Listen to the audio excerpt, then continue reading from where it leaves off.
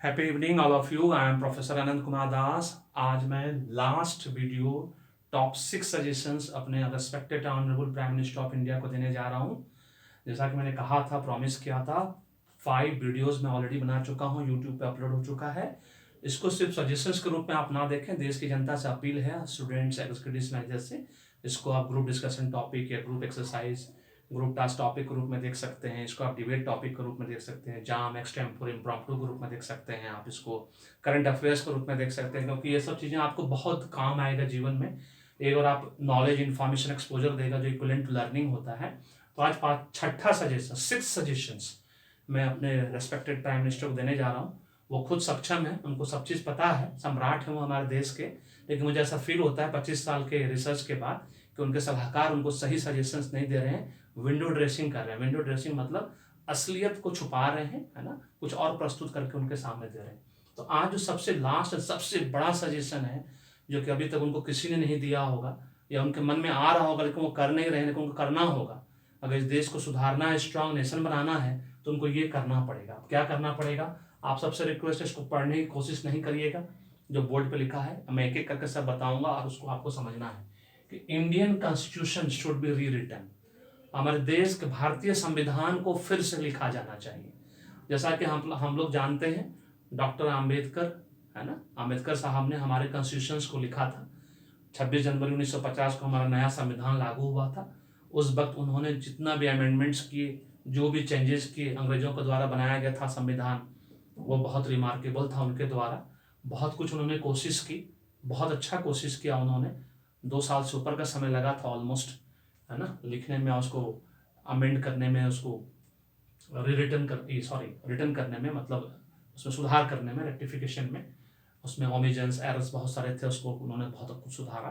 तो मैं चाहता हूँ, मैं रिक्वेस्ट करना चाहूँगा अपने ऑनरेबल प्राइम मिनिस्टर से, और हमारे देश की जनता भी चाहती है। मुझे मालूम है, मैं चूँकि मैं 25 सालों से पढ़ा रहा हूँ, 10 लाख बच्चे मुझे इस कंट्री में जानते हैं। मैं जानता हूँ कि बच्चों ने बहुत पहले मुझसे कहा था कि सर आप ये बात आप ऑनरेबल प्राइम मिनिस्टर क्यों नहीं कहते हैं। लेकिन मैं उस वक्त वाजपेयी जी को नहीं कह पाया, ना ही भेज पाया, क्योंकि उनके तरफ से कोई ऐसा प्रस्ताव नहीं था कि आप मुझे सजेशन दे सकते हैं। जो भी है ठीक ठीक दे रहा है, दुरुस्त है।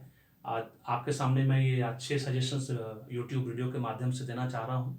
चाहे ये सजेशन आप माने चाहे नहीं माने, लेकिन एक अकाउंटेबल और रिस्पॉन्सिबल नागरिक होने की वजह से, वर्ल्ड सिटीजन होने की वजह से, मेरा फ़र्ज़ बनता है कि आपको मैं बताऊं कि ये सब चीज़ होने से हमारे देश का बहुत अच्छा स्ट्रांग नेशन बन सकता है।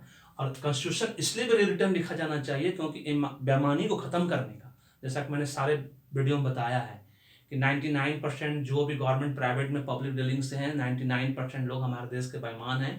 उनके खूनों में बेईमानी है, खून में बेईमानी, कैंसर दौड़ रहा है उनके बॉडी में, शरीर में, है ना। उनके बेईमानी को सिर्फ एक ही तरीका है ख़त्म करने का। पहला तरीका मैं बता चुका हूँ कि सबको 4 शिफ्ट में, अगर फैक्ट्री में काम करते हैं तो 4 शिफ्ट में काम करें, और नहीं तो संतरी से लेकर मंत्री तक का ट्रांसफ़र, चाहे किसी भी डिपार्टमेंट जो भी पब्लिक डीलिंग से, सबका ट्रांसफ़र हर साल करना होगा।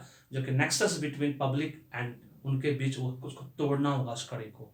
उसी के संदर्भ में कॉन्स्टिट्यूशन इसलिए लिखा जाना है कि जो पहला ही सजेशन जो है वो सबसे इम्पॉर्टेंट सजेशन है, जो कि आज तक आपको किसी ने नहीं दिया होगा, है ना। आप इसको थोड़ा, लोग इसको मजाक भी समझेंगे, लोग मुझ पर हंसेंगे भी कि इस तरह का सजेशन संभव ही नहीं है। बिल्कुल संभव है, आप करना चाहें तो बिल्कुल संभव है। क्योंकि मुझे देखना है कि यहाँ के देश का हमारे जो राजनेता है उनकी नीयत क्या है। ये सजेशन सबसे इंपॉर्टेंट सजेशन है कि ऑल रूलिंग पॉलिटिशियन, मतलब जैसे अभी आपकी गवर्नमेंट चल रही है, तो आपके गवर्नमेंट में जितने भी नेता हैं, विलेज लेवल से लेकर अभी टॉप तक, प्रेसिडेंट तक, उन सबको 1 करोड़ रुपया से 5,000 करोड़ रुपया तक उनके डेजिग्नेशन के हिसाब से, एज पर देयर डेजिग्नेशन के हिसाब से, उनको एकदम व्हाइट मनी उनके अकाउंट में डाल दीजिए, as a gift, as a bonus, कि आपने इलेक्शन जीता है। ये ईमानदारी की कीमत, आपकी ऑनेस्टी की कीमत। मैंने इस पे वीडियो बनाया है कि एक राजनेता के नज़र में ऑनेस्टी की क्या कीमत है। बच्चों ने कहा था मुझे ग्रुप डिस्कशन टॉपिक में कि सर क्या 1 लाख करोड़ रुपए लेने के बाद भी सबके अकाउंट में क्या वो ईमानदार बनेंगे? एज ए टीचर मैंने कुछ नहीं कहा था उनको, लेकिन आज मैं ये बोलूँगा कि कॉन्स्टिट्यूशन में ये प्रोविजन डाल दीजिए आप, तो उनको एकदम व्हाइट मनी मिलेगा, उनके डेजिग्नेशन के हिसाब से इतना रुपया मिलेगा। पूरा प्रेसिडेंट से शुरू करिए, vice president, governor, lieutenant governor, prime minister, deputy prime minister, उसके बाद कैबिनेट मिनिस्टर, उसके बाद राज्य मंत्री जितने भी हैं, फिर सीएम, फिर उनके नीचे जैसे भी हायरार्की बनी हुई है, पूरा आईएएस आईपीएस से लेके विलेज पंचायत लेवल तक के आपको सब पता है सर। आप सम्राट हैं, आपको पता है कौन कितना पैसा कमा रहा है, किस पोस्ट पर रह के, पूरा साल भर की कमाई उसकी कितनी है, तो 5 साल में वो कितना कमा सकता है, उसके हिसाब से उसको 1 करोड़ से लेके 5,000 करोड़, अगर ये कम पड़ा इसको बढ़ा दीजिए इस अमाउंट को, नो प्रॉब्लम एट ऑल। लेकिन क्या उसके बाद भी हम ईमानदारी को उम्मीद कर सकते हैं अपने राजनेताओं से? अगर नहीं करते हैं उसका ईमानदारी, तो उसमें इसलिए मैंने ये पॉइंट दिया है कि इस कॉन्स्टिट्यूशन में आपको ये प्रोविजन डालना होगा कि उसके बाद अगर किसी को बेईमानी करता हुआ पकड़ा गया तो उनको कम से कम 100 साल की सजा होगी, मतलब पूरा जिंदगी उनको जेल में काटना होगा, उसके बाद जेल से नहीं निकल सकते। उनको मारना नहीं है, पिटना नहीं है, कुछ नहीं करना है, सिर्फ जेल में डाल देना है, 100 साल तक वहीं रहेंगे, कोई बेल नहीं होना चाहिए। ये हमारे कॉन्स्टिट्यूशन में प्रोविजन होना चाहिए, सबसे सिंपल। इतना पैसा लेने के बाद भी अगर वो ईमानदार नहीं होते, इसका मतलब क्या है? उनसे आप किसी भी कीमत पर ईमानदारी की उम्मीद नहीं कर सकते, जबकि वो व्हाइट मनी आप देंगे उनको। तो ये कॉन्स्टिट्यूशन इसलिए लिखा जाना चाहिए। जो सबसे पहला पॉइंट 25 साल से मैं अंदर घुट रहा हूँ कि आखिर ईमानदारी का क्या सॉल्यूशन हो सकता है, मुझे ये सॉल्यूशन समझ में आया कि क्या ऐसा संभव है, बिल्कुल संभव है, और वो सिर्फ आप कर सकते हैं, क्योंकि आप एक खुद ईमानदार आदमी हैं, आपकी नीयत साफ है ना, आप स्ट्रांग इंटेंशन वाले हैं, स्ट्रांग कैरेक्टर वाले हैं। आप ये करिए, आप प्रोविजन डाल दीजिए कॉन्स्टिट्यूशन में कि जो उसके बाद भी बेईमानी करेगा तब उसके लिए वो सजा मुकर्रर की जाएगी, जो मैंने अभी बताया आपको। आपके सारे रूलिंग पार्टी के पॉलिटिशियन हो, चाहे अपोजिशन में हो, चाहे किसी भी जगह पे हो, उनका एज फिक्स करिए कि किसी भी नेता के पोस्ट के लिए, चाहे ब्लॉक विलेज लेवल से शुरू हो, चाहे कहीं भी टॉप लेवल शुरू, 35 साल से मिनिमम पहले आप नहीं बन सकते। 25 साल का आदमी किसी भी कीमत पे नेता नहीं बन सकता, 35 साल से पहले राजनीति की बुद्धि उनको आती नहीं है, गलत तरीके से बायहो का क्रुक वो कोशिश करते हैं, किसी भी तरह से उनको कोई पोस्ट नहीं मिल सकता, वो स्टार्टिंग होनी चाहिए। उनका मिनिमम क्वालिफिकेशन ग्रेजुएट होना चाहिए, ये कॉन्स्टिट्यूशन में ये प्रोविजन होना चाहिए, मिनिमम ग्रेजुएट ही नेता बन सकता है, चाहे विलेज लेवल पर बने, चाहे ब्लॉक लेवल पर बने, चाहे डिस्ट्रिक्ट लेवल पर बने, राज्य लेवल, जो भी है। नो क्रिमिनल बैकग्राउंड, किसी भी कीमत पर उसका बैकग्राउंड क्रिमिनल नहीं होना चाहिए। उनका रिटायरमेंट एज 75 फिक्स कर दीजिए कॉन्स्टिट्यूशन में, और कोई पेंशन उसको नहीं मिलेगा। उससे क्या फायदा होगा? पेंशन दे देंगे तो फिर उससे फायदा नहीं होगा, क्योंकि एक तरफ पैसा भी देंगे आप, दूसरी तरफ पेंशन भी देंगे, दोनों चीज नहीं हो सकती, क्योंकि सैलरी भी उनको मिलती रहेगी 5 साल तक, उसके बाद वो पैसा उनको मिलेगा, इसलिए पेंशन उनको नहीं दिया जा सकता। इससे एक फायदा ये होगा कि डिस्करेजमेंट होगा उन लोगों के लिए जो ये सोच रहे हैं कि अगर मैं जीत गया तब तो बड़ा बढ़िया, नहीं जीता तो फिर पॉलिटिक्स से बाहर हो जाएंगे सीधा। पेंशन देने से वो फिर लगे रहेंगे कि हमको फिर से मिलेगा, तो वो चीज़ नहीं होना चाहिए। पेंशन भी, सैलरी भी, फिर ये अमाउंट भी, तीनों चीज़ें नहीं, कोई एक चीज़ या 2 चीज़ मैक्सिमम। अगर ये अमाउंट मिल गया उनको तो सैलरी देने की जरूरत नहीं है, वो अमाउंट उनके सैलरी से भी ज़्यादा है पर मंथ, ईयरली सैलरी से। उसके बाद जो सबसे इंपॉर्टेंट कॉन्स्टिट्यूशन में जो प्रोविजन आपको देना है sir, free education for all poor, boys girls दोनों के लिए, जब तक वो पीएचडी नहीं कर लेते या तो job, which ever is earlier, job मिलने तक या मैक्सिमम क्वालिफिकेशन पाने तक, बॉयज गर्ल्स दोनों जो भी इकोनॉमिकली फाइनेंशियली किसी भी कास्ट क्रीड रिलीजन के हों, सबको फ्री एजुकेशन कंपल्सरी, फ्री किताब, copy, dress, everything, free meal also.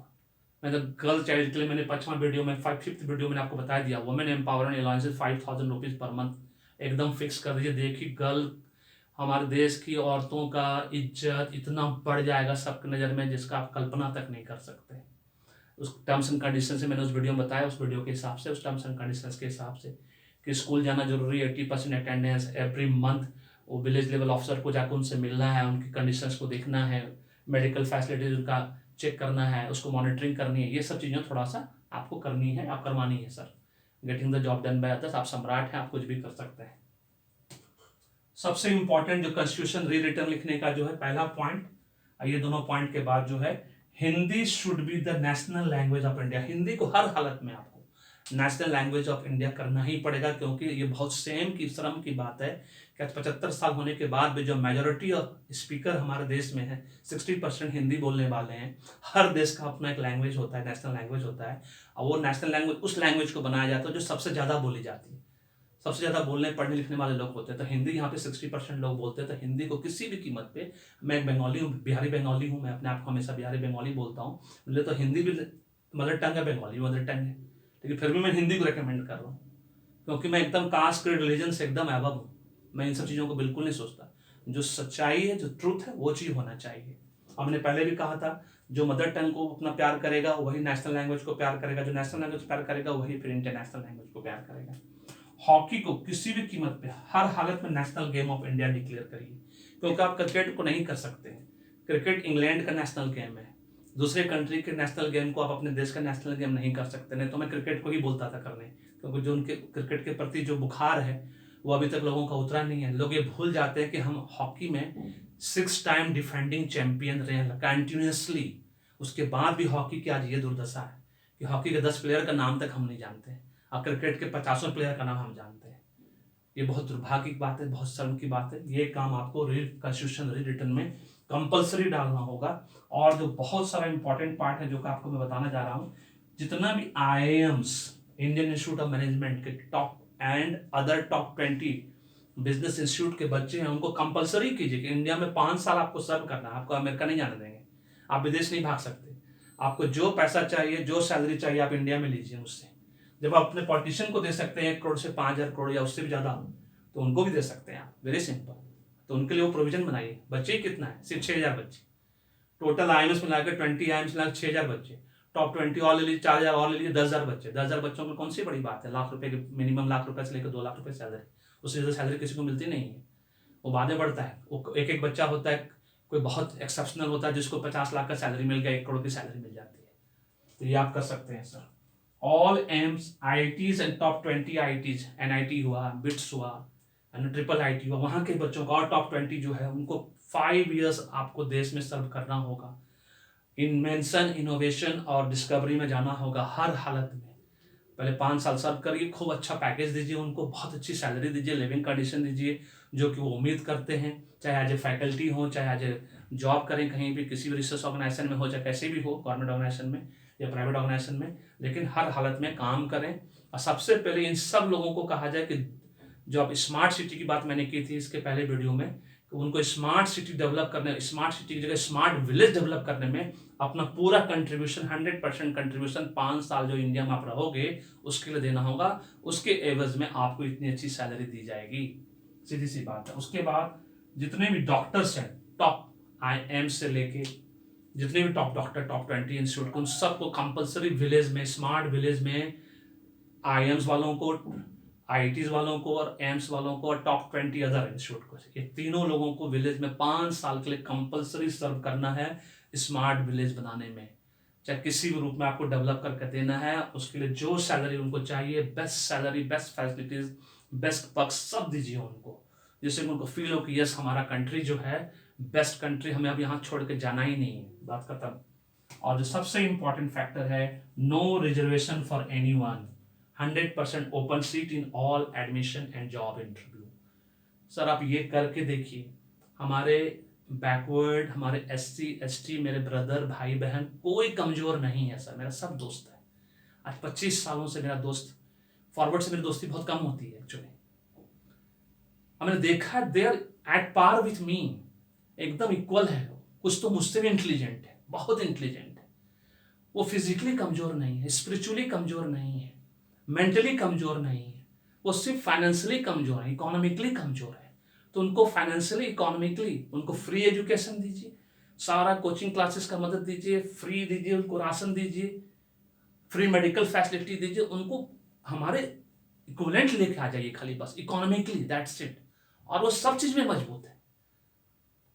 उनको रिजर्वेशन मिल गया है, उसमें बहुत लोग, तो हम लोग जब ग्रुप डिस्कशन करते हैं बोलते हैं हमें नहीं चाहिए। आपने खुद देखा हुआ सिविल सर्विस एग्जाम में, IITs में, एम्स में, बहुत जगह कि वो लोग जनरल कैटेगरी में आ जाते हैं। क्यों, कैसे आ जाते हैं? ऐसे बहुत सारे बच्चे हैं। आप उन पे भरोसा करेंगे तब।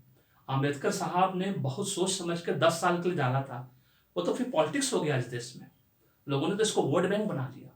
उसके बाद 10% से बढ़ के आज क्या हालत है, आज 52% रिजर्वेशन है। इससे पॉलिटिक्स है, किसी को कुछ फायदा नहीं हो रहा है सर, ये आप भी जानते हैं। डिफेंस में हमारा 50% सीट खाली रह जाता है, क्यों? कि वहाँ पर रिजर्वेशन नहीं है। जिस दिन वहाँ रिजर्वेशन हो गया तो देखिए क्या हालत हो जाएगी देश की। फिर आज भी आप पॉलिटिशियन, जितने बड़े पॉलिटिशियन, सब एम्स में जाके इलाज कराते हैं, किसी वैसे अस्पताल में इलाज नहीं कराते जहाँ पर रिजर्वेशन से गया हुआ बच्चा डॉक्टर है। ऐसा क्यों होता है? हिम्मत तो वहाँ जाके इलाज कराना चाहिए लोगों को। तो ये आप सम्राट हैं, आप ये कर सकते हैं। इन सब फैक्टर्स को आप ध्यान से, आपसे रिक्वेस्ट है कि आपने सोचा भी होगा। आपके सलाहकार ने क्या सजेशन दिया मुझे नहीं पता सर, वो लोग किस तरह से सजेशन देते हैं, बस इतना मैं जानता हूँ 25 साल के रिजल्ट के बाद कि आज भी हमारे देश में window shopping and window dressing पे ही काम हो रहा है, और सही पिक्चर आज तक जनता के सामने नहीं आया ना आने वाला है। क्योंकि मैं कभी किसी पे को ब्लाइंड फॉलो नहीं करता, मैं अपना खुद का सुनता, मैं सबकी हूँ, अपना खुद रिसर्च करता हूँ, खुद मैं आँख कान खुला रखता हूँ, उसके बेस पे आज मैंने हिम्मत जुटा के आज इतने सालों के बाद कोशिश की कि आपको एक अच्छा सजेशन या एक मैसेज 6 वीडियो के माध्यम से आप तक पहुँचा सकूँ। So thank you so much sir. अगर आप इसमें से एक भी चीज़ इम्प्लीमेंट करते हैं तो मुझे थोड़ी सी खुशी होगी कि आपने मेरी बात को माना, मेरा रिसर्च वर्थ मतलब सार्थक साबित हुआ। और देश की जनता, हमारा स्टूडेंट एग्जीक्यूटिव मैनेजर, आप लोगों को अगर ये लॉजिक पसंद आया तो इसको आप सब्सक्राइब फॉरवर्ड करना नहीं भूलिएगा किसी भी कीमत पे, अपने फैमिली फ्रेंड रिलेटिव नेबर के साथ। Thank you so much. May God bless you. The happy beginning.